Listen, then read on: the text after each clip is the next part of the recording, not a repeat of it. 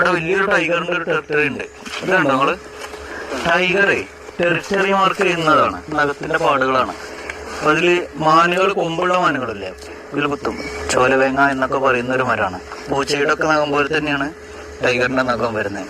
ഇവര് അറ്റാക്ക് ചെയ്ത് കഴിഞ്ഞാല് ഈ നഖത്തിന്റെ ഉള്ളിലൊക്കെ ബ്ലഡ് ഉണ്ടാവും, അതുപോലെ മാംസം ഉണ്ടാവും. ആ നഖത്തിന് എപ്പോഴും മൂർച്ച കൂട്ടിയിരിക്കുക എന്ന് പറയേണ്ടത് ടൈഗറിന്റെ അത്യാവശ്യമാണ്. കാരണം വീണ്ടും അത് വേട്ടയാടണം. ഒരു ഏകദേശം ഒരു ടൈഗർ ഏറ്റവും വലിയ ജീവിയാണ് ടൈഗർ സാധാരണ അറ്റാക്ക് ചെയ്യാൻ നോക്കുക. കാരണം ഒരുപാട് അറ്റംപ്റ്റ് ചെയ്തിട്ടാണ് എന്ത് ചെയ്യുന്നത് ടൈഗർ ഒരു ജീവനെ കിട്ടുന്നത്. കഴിയുന്നതും കാട്ടിയോ അല്ലെങ്കിൽ മനാനോ അല്ലെങ്കിൽ ആനയുടെ ഒരു ഇടത്തരം ആനയുള്ള ആനയൊക്കെയാണ് പിടിക്കുക.